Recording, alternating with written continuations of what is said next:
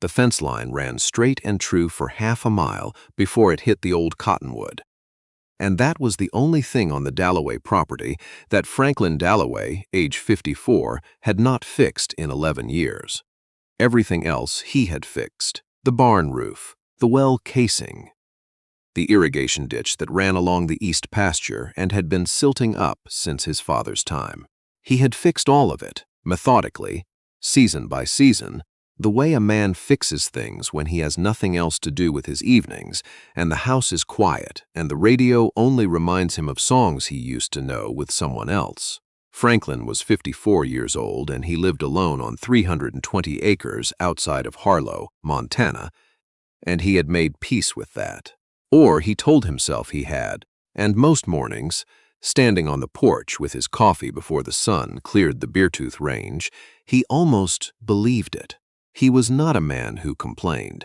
His neighbors, the Hoffmans on the north side and old Pete Calloway to the south, Franklin told you that without hesitation. Franklin Dalloway did not complain. He showed up when you needed him, said what needed saying, and left without making a fuss about it. He had been that way since his 20s, and 54 had not changed him. What 54 had done was make the silence a little louder. His wife, Darlene, had passed 9 years ago, a Tuesday in October, the kind of clear, cold day that makes you think the world is not paying attention to the right things. They had been married 22 years. She had laughed easily and argued fiercely and made coffee strong enough to strip paint, and when she was gone, Franklin had kept making it the same way because it was the only thing left he knew how to do for her. The children, 2 of them, both grown, lived in Billings and Portland. They called on Sundays. He told them things were fine. They were mostly fine. He ran cattle. He kept the books. He repaired what broke. He did not think too far ahead or too far behind, because both directions had a way of making a man feel smaller than the land he stood on. That was who Franklin Dalloway was in the autumn of his 54th year, when Adeline Pruitt came to Harlow to teach 3rd grade at the elementary school on Cedar Street. Adeline Pruitt was 27 years old, from a small town outside Cheyenne, Wyoming, which was itself a small town, so she had grown up knowing how to read a room the way some people read weather, quickly, accurately, and without needing to be told twice. She had brown hair she kept pinned up on work days and let loose on everything else, and she had a way of listening that made people feel like what they said mattered, which was rarer than it should have been. She had come to Harlow because the position was open and because she had wanted a change, and she did not offer more explanation than that to anyone who asked, which, in a town of 1,400 people, meant she had not offered it approximately 47 times in her first 2 weeks. She rented the Kowalski house on 3rd Avenue, a white frame house with a porch that needed 2 of its boards replaced, and a kitchen faucet that had a slow drip she had already learned to sleep through. She had arranged her books on the built-in shelves in the front room and put her grandmother's quilt on the bed and decided, as she had decided in other places before, that she would make it home. She met Franklin Dalloway on a Saturday in late September. She had driven out to the Harlow Feed and Ranch supply for potting soil. She was determined to have a winter herb garden on the kitchen windowsill, and was standing in the parking lot trying to fit a 40-pound bag into the back seat of her Subaru, which was not cooperating. The bag kept sliding.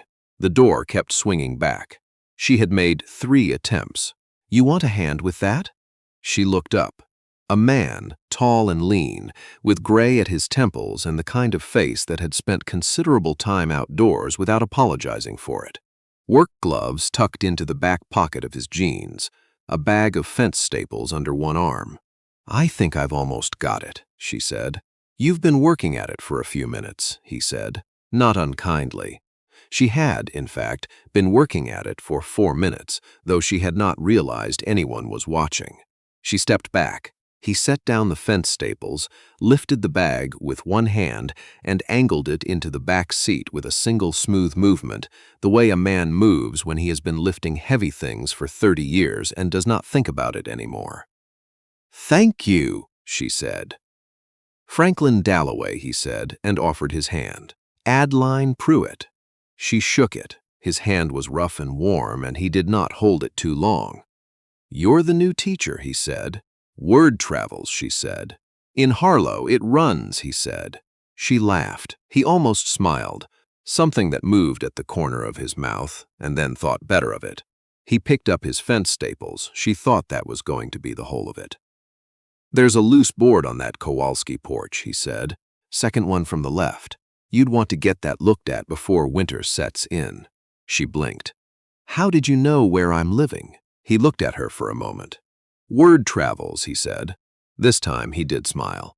Just barely. He touched the brim of his hat and walked back toward his truck, and Adeline Pruitt stood in the parking lot of the Harlow Feed and Ranch Supply and thought, without quite meaning to, that that was the most interesting 30 seconds she had had in Harlow so far. She did not see him for 3 weeks after that. Harlow was small, but a ranch is its own world, and Franklin Dalloway mostly lived in his. She heard his name. Pete Calloway mentioned him at the hardware store, and the woman at the pharmacy said he had helped her brother mend a corral after a windstorm took out half a section of fencing, and he had refused payment, which did not surprise her, and she wasn't quite sure why it didn't surprise her, since she had known the man for 30 seconds in a parking lot. The third week of October, her student Haley Brubaker came to school on a Wednesday with red eyes and a distracted expression, and when Adeline asked her quietly after class what was wrong, Haley said that their barn cat had gotten into a coyote and was very sick, and her dad didn't know if it would make it. And her dad had said that maybe Mr. Dalloway from up the North Road would know what to do because Mr. Dalloway knew about animals. So that was it. That was what Adeline learned in October. In November, she saw him at the harvest supper at the Methodist church. He was sitting at the end of a long table with Pete Calloway and a couple of men she didn't know, eating quietly and not contributing much to the conversation, which seemed to be mostly about hay prices. He looked up when she came in with the other teachers from Cedar Street Elementary, and he nodded at her from across the room, and she nodded back. He did not come over. She told herself that was fine. She did not tell herself why it needed to be fine. It was May Hoffman, Bud Hoffman's wife from the North Ranch, who said something. May was 68 years old and had been in Harlow her whole life and had opinions about most things and kept the ones that mattered longest. "You've met Franklin Dalloway," May said to Adeline in the kitchen of the church while they were stacking pie plates. "Briefly," Adeline said. "He's a good man," May said. "Lost his wife 9 years back. Has not done much living since." Adeline stacked another plate. "That's sad." "It is," May said. "Though it'd be sadder if it went on much longer." She looked at Adeline. "He's 54, still got time. Some men don't know that." "Mrs. Hoffman," Adeline said. "I'm not saying anything," May said. "Just stacking plates." The thing that actually began it was the furnace. The furnace at the Kowalski house went out on the second Friday in December when the temperature had dropped to 7 degrees and was planning to go lower. Adeline called the number her landlord had left for emergencies and got a voicemail, and tried again, and got voicemail again, and by 9 o'clock at night she was sitting on her couch in 2 sweaters and her winter coat and trying to decide whether a person could actually freeze to death in Montana, or whether that was an exaggeration. She was fairly certain it was not an exaggeration. She did not want to bother May Hoffman at 9 on a Friday. She sat with her phone for a few minutes, scrolling through contacts that were mostly people back in Wyoming who could not help her from 500 miles away, and then for a reason she did not examine too closely, she called the number on the card Franklin Dalloway had given her. She had not even remembered, until that moment, that he had given her a card. It had been at the harvest supper. He had come over after all, just before the end of the night, and stood at the edge of the table and said, quietly, to no one in particular and to her specifically, that the Kowalski furnace had been temperamental for 2 winters, and if it gave her any trouble she should call. Because he knew the thing, and he knew a man who could come out fast if he had to. She had taken the card and said, "Thank you," and put it in her coat pocket and forgotten it was there. He answered on the second ring. She explained the situation. There was a brief silence. "I'll be there in 20 minutes," he said. He was there in 18.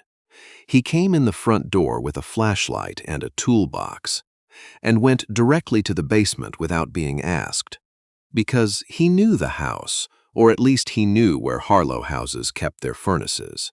She stood at the top of the stairs and listened to him work, and after about 15 minutes there was a sound she could only describe as the house exhaling, and then the hiss of the heat coming back up through the registers. He came up the stairs and washed his hands at the kitchen sink.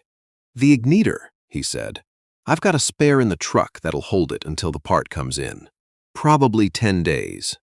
"What do I owe you?" she said. He shook his head. "Franklin, that's not. It's nothing," he said. "It's a 20-minute job." She had made tea while he was in the basement because she needed something to do with her hands, and she poured 2 cups without asking and set them on the table, because the cold had made her unreasonably grateful, and gratitude made her do things without thinking too hard about whether they were appropriate. He looked at the 2 cups. He sat down. She sat down across from him. The kitchen was warming up. The windows were fogged.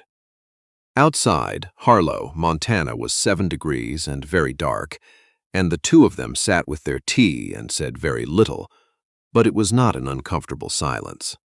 It was more like the silence of people who are discovering, cautiously, that they do not mind each other. He asked how the teaching was going. She told him about Haley Brubaker and the barn cat, which had recovered, and about the other children. The ones who were quick and the ones who were careful, and the one boy, Marcus, who read 2 grade levels ahead and was bored out of his mind and needed to be watched so he didn't dismantle anything out of sheer intellectual frustration. Franklin listened. He asked questions. They were not small talk questions. They were the questions of a man who was actually paying attention, and Adeline Pruitt, who had spent a fair portion of her adult life in the company of men who were waiting to speak rather than listening, noticed this. She asked about the ranch. He told her about the cattle straightforwardly, without either false modesty or the kind of sagger swagger that some men used when talking about land, as if owning it was the same as being worthy of it. He talked about it the way he probably talked about everything, plainly and with respect for the thing itself. They talked for an hour. She did not know it had been an hour until he looked at his watch and said he should get back. He stood. He put on his coat. She walked him to the door. "Thank you," she said. "I mean it. I was sitting here in 2 sweaters. You would have figured something out," he said. "I was about to call May Hoffman and ask to sleep in her guest room." He smiled at that, a real one, not just the corner of his mouth. It changed his face. She did not look at it too long. "Get some sleep," he said. "It'll be warm in the morning." He left. She stood at the window and watched his truck go, and then she washed the 2 teacups and turned off the kitchen light and thought, in the dark, that she would not think too much about any of this. Now, right here, I want to stop for just a moment and speak to you directly, because I think some of you know exactly what this feels like. That quiet hour in a warm kitchen, that walk to the door, that moment where you're watching taillights disappear and you know you're thinking more than you planned to. If that's moved you in any way, if this story's touching something real, I'd love for you to leave a comment below and tell me where you're listening from today. Whether you're in Montana yourself or sitting somewhere far from any ranch you've ever seen, let me know. And if you're finding value in stories like this one, a like means more than you know. It keeps the porch light on around here. Now, back to Franklin and Adeline. He did not stop by again right away, which was the right thing. She knew it was the right thing. People in a small town noticed, and Adeline Pruitt was new here and was not in the business of giving Harlow anything to run with. But he had started leaving things, not in any dramatic fashion. The porch board she had been meaning to get fixed was fixed one Saturday morning when she came out to get the paper. She had not heard a thing, and the new board was already weathered to almost match the rest. A week later, there was a bag of sand by her front steps because the walk had been icing over. She did not see him leave it. She mentioned the porch board to May Hoffman's, mostly to see what May would say. "He does that," May said. "Has done it for half the widows in this county. Doesn't want thanks. Doesn't want credit. Just does it." "I'm not a widow," Adeline said. "No," May said. "You're not." She looked at Adeline the way an old woman looks at a younger one who is not quite as unaware of something as she is pretending to be. "He doesn't fix porch boards for everyone, is what I'll say." Adeline thought about that for a while. She thought about it on the drive to school. She thought about it while her third graders practiced their multiplication tables, and Marcus finished his worksheet in 3 minutes and turned it over and started drawing very accurate pictures of the water cycle on the back. She thought about it at the end of the day when the last bus had pulled out and the parking lot was empty, and she sat at her desk with a cold cup of coffee and the sensation, not entirely unpleasant, of being known by someone who had no reason yet to know her. She drove out to the Dalloway ranch on a Saturday in January. She had baked a loaf of bread, sourdough, from a starter she had kept alive through 3 apartments and one extremely turbulent sublet, and she put it in her passenger seat, and she drove the 9 miles of county road out to the property line, turned in at the gate with the D on the post, and drove up to the house. He was out by the barn. She could see him from the car, working on something near the water tank, crouched down, his back to the driveway. He heard the car and stood and turned, and she saw the moment he recognized her, which was not quite the same as the moment he expected her. She got out of the bread. "I owe you a porch board," she said. He looked at the bread. He looked at her. "You didn't have to do that." "I know," she said. "I wanted to." A pause. The cold was dry and clean, the way Montana January cold is, not mean, just absolute. "You want to come in," he said. She did. The house was what she expected and not what she expected. It was clean in the way of a man who lived alone and had standards but no illusions. There were books, which she had not expected. History, mostly, and some natural science, and a worn paperback copy of Lonesome Dove with a Broken Spine.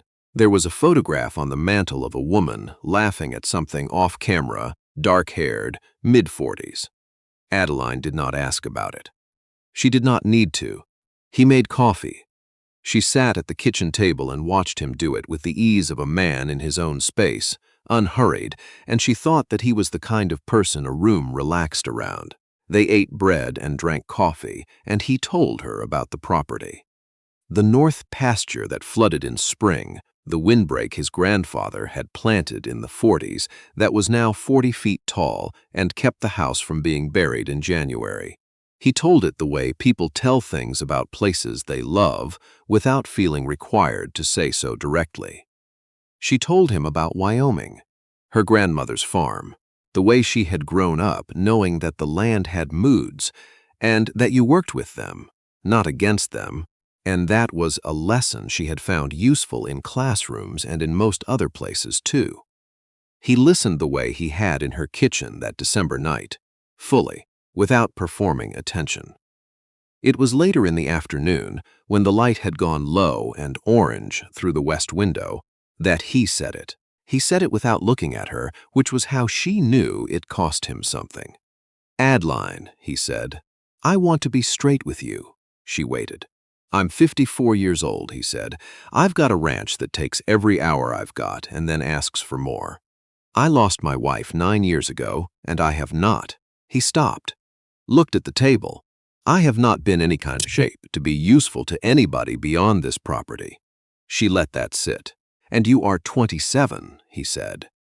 Which is an obvious thing to say, and also the thing I keep coming back to. "Why do you keep coming back to it?" she said. He looked at her then. "Because it matters. Because you've got everything ahead of you, and I've got." He gestured vaguely in the direction of the ranch and the county road and the 11 years of Saturdays he had spent fixing things alone. "I've got what I've got." Adeline was quiet for a moment. Outside, a gust moved through the windbreak, and the house held. "Franklin," she said, "can I ask you something?" He nodded. "When you fixed my porch board," she said, "why did you do that?" He was quiet. "And the sand," she said. "At 3 in the morning, or whenever it was, because I couldn't figure out when you would have had time otherwise." "The walk was icing over," he said. "I know it was," she said. "Why did you fix it?" He didn't answer. Which was an answer. She leaned forward slightly, and her voice was steady, not challenging, just honest in the way she was honest about most things. "I'm 27, she said, "and I've made my own choices since I was 19, and I've been careful about most of them, and I have not regretted the careful ones or the brave ones. What I've regretted is the ones where I let someone else decide what I was ready for." He looked at her. "So," she said, "you don't get to decide that for me." The kitchen was very quiet. "I'm not easy," he said finally. "I'm set in my ways. I don't talk much. I go to bed early and get up early, and I'm not going to change that." "I get up early," she said. "You're a teacher. I'm a Montana teacher," she said. "I start at 7:15. He looked at her for a long moment. Something shifted in his face, not a collapse, exactly, more like the settling of something that had been held up against its own weight for a long time. "I'm 54, he said. "I know how old you are, Franklin. I just want to be sure you." "Franklin," she said, and her voice was quiet and certain, and it did not leave much room for argument. "I've sat at this table twice now. I brought you bread I've been keeping alive for 4 years. I drove 9 miles on a county road in January." She looked at him. "I know what I'm doing."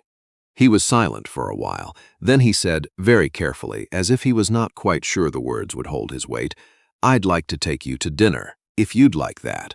"I would like that," she said. He nodded, once, the way a man nods when he has made a decision he intends to keep. She reached across the table and poured herself more coffee without asking, and he watched her do it, and she thought she saw something in his eyes that had not been there in December. Something that looked, cautiously and without fanfare, like relief. They were not, after that, in any hurry about it. They had dinner at the Brass Lantern in Harlow on a Thursday evening in late January, and they talked for 3 hours, and he drove her home and walked her to the porch and said good night without making it into anything more than it was, and she went inside and stood in the hallway in the dark for a moment and thought, there. She had not been able to say exactly what she meant by that, but she knew what she meant. They spent a Sunday afternoon in February walking the fence line on the east pasture because she had asked if she could see it, and he had said yes with the particular care of a man who was pleased to be asked. The snow was crusted, and it held their weight most of the way. He told her about his father, who had worked this land before him, and his grandfather before that, and the strange arithmetic of a place that asked more of each generation and gave back something that couldn't quite be put into dollars. "Do you ever think about selling?" she said. "No," he said. "No hesitation. Not even when it's hard." He thought about that. "Especially not then," he said. "The hard parts are how you know it's real." She looked at the mountains to the west, blue-white in the February light, and she thought that was probably the most Franklin Dalloway sentence she had ever heard, and she stored it somewhere she intended to keep. In March, May Hoffman saw them at the feed store together and said nothing, which in May Hoffman was the loudest possible approval. In April, he met her after school on a Friday, and they drove up into the foothills and ate sandwiches on a tailgate, and watched the elk come down to the creek bottom, and he pointed out each one without performance, The way a man points at something he has seen 1,000 times and has not gotten tired of. She watched his face more than she watched the elk, and she thought, 54 and not tired. And she thought, good. On a Thursday evening in May, sitting on her porch in the early warmth, the loose board had long been fixed, and the one beside it as well, because he had noticed, he said, without preamble, "I want to talk to you about something." She waited. "I've been doing a lot of thinking," he said, "about what my life looked like before this year, and what it looks like now." He was looking at his hands. "I wasn't unhappy before. I want to be clear about that. I wasn't sitting here feeling sorry for myself." "I know," she said, "but there was something." He stopped. "There was something I'd stopped expecting, and I think I'd told myself that was wisdom, letting go of expectation, being content." She waited. "I don't think it was wisdom," he said. "I think it was just stopping." He looked at her. "You didn't let me stop. You would have gotten there," she said. "Maybe," he said. "Maybe not." A long pause. The evening was going soft and yellow, the way late spring evenings do in Montana when the days have finally decided to stay. "I know who I am, Adeline. I know I'm 54 years old, and I've got more years behind me than ahead, and I'm slow to most things and set in all of them. I'm not going to pretend otherwise." "I don't want you to pretend otherwise," she said. "I know," he said. "That's." He stopped again. He was not a man who said everything quickly, and she had learned not to rush him. "That's why I'm asking if you'll stay." She looked at him. "Stay," she said. "Beyond this year's contract." He looked at her, steadily, near me. She was quiet for a moment. "I renewed already," she said, 3 weeks ago. He blinked. "I wasn't going to say anything until I was sure," she said. "But I was sure." He looked at her, this woman, 27 years old, sitting on the porch of a house in a town she had chosen and was choosing again, with the directness of someone who had learned early that the truth was the most useful thing she owned. And Franklin Dalloway, 54, who had fixed 10,000 things and let one essential thing go untended for 9 years, felt something settle in his chest so completely, and finally that he was not sure, for a moment, what had been holding it up. "Adeline," he said. "I know," she said.